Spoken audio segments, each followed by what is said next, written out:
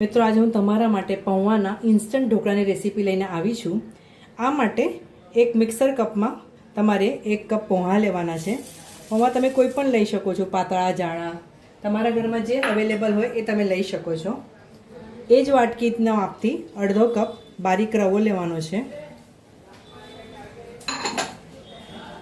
અને 1/4 કપ ચણાનો લોટ લેશો।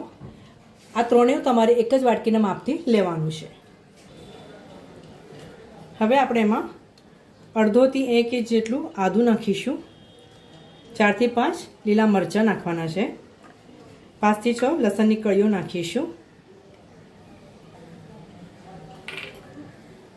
અડધી ચમચી ખાંડ, 1/4 ટીસ્પૂન હિંગ નાખીશું, અડધો કપ દહીં લઈશું,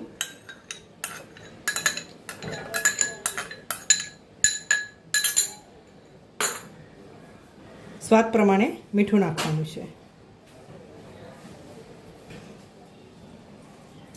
ત્યારબાદ આપણે એમાં થોડું પાણી નાખીને ગ્રાઇન્ડ કરીશું।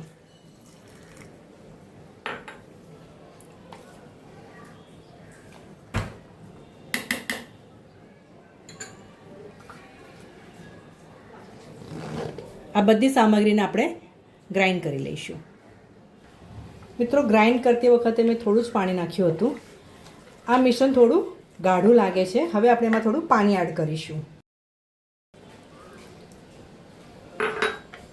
અહીંયા મેં અડધો કપ દહીં અને 1 કપ પાણી લીધેલું છે। તમે આ જ પ્રમાણથી લેજો। મિત્રો, આ ઢોકળા એકદમ ઇન્સ્ટન્ટ છે। તમને અચાનક જ ખાવાનું મન થાય અને તમારી પાસે આ બધો પલાળવાનો ટાઈમ ના હોય તો તમે આ ઢોકળા જરૂરથી ટ્રાય કરજો।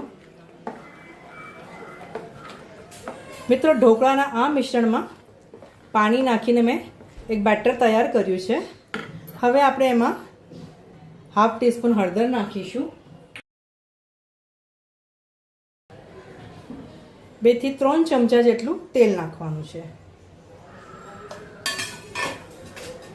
તેલ નાખ્યા બાદ આપણે એને સારી રીતે મિક્સ કરી લઈશું।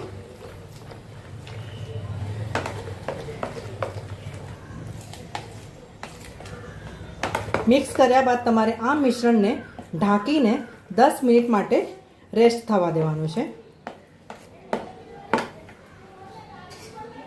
હવે આપણે એને ઢાંકીને 10 મિનિટ માટે આ રીતે રહેવા દઈશું।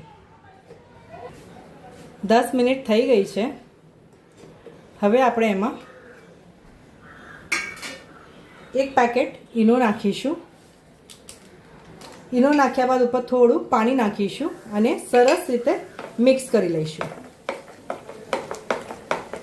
આ રીતે એક જ ડિરેક્શનમાં એને સરસ આ રીતે ફેરવતા જવાનું અને મિક્સ કરી લઈશું।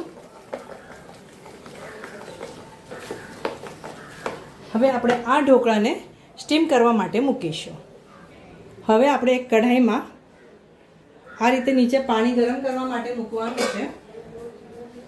આ રીતે આપણે સ્ટેન્ડ મૂકીને પાણી ગરમ કરવા માટે મૂકીશું અને આ રીતે એક વાસણ મૂકવાનું છે। વાસણને તમારે તેલથી ગ્રીસ કરી લેવાનું છે। હવે આપણે એમાં તૈયાર કરેલું મિશ્રણ નાખીશું।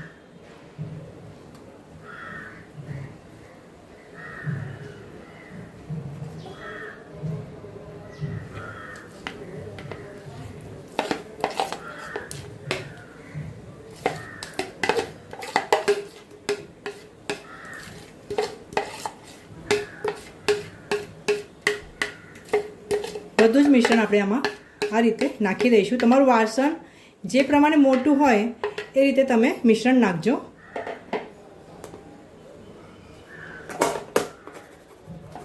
આ રીતે હલાવી લઈશું એટલે એમાં કોઈ હવા રહી હોય તો નીકળી જશે। ઉપરથી લાલ મરચું આ રીતે સ્પ્રિંકલ કરવાનું છે। મિત્રો, આ ઢોકળા ખાવામાં ઘણા જ સરસ લાગે છે। એકવાર ટ્રાય કરી જોજો। આ રીતે લાલ મરચું આપણે સ્પ્રિંકલ કરીશું।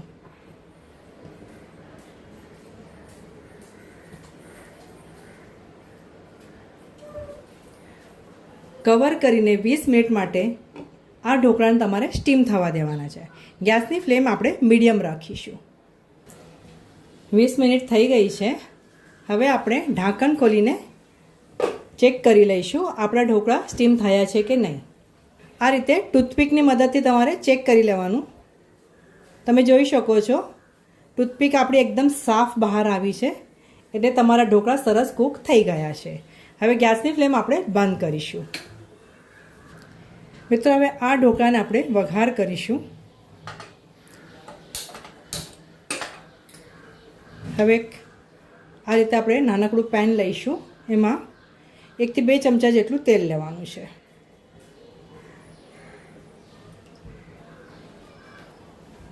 તેલ હવે આપણે ગરમ થવા દઈશું.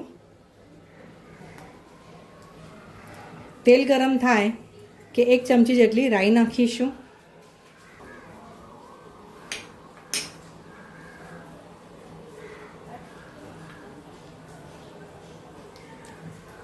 લીલા મરચાં આ રીતે નાખીશું.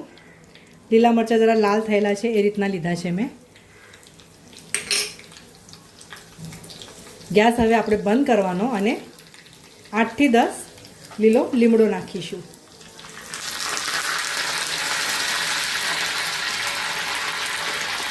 તૈયાર કરેલા ઢોકળા ઉપર આપણે આ રીતે ઝીણા સમારેલા લીલા ધાણા નાખવાના.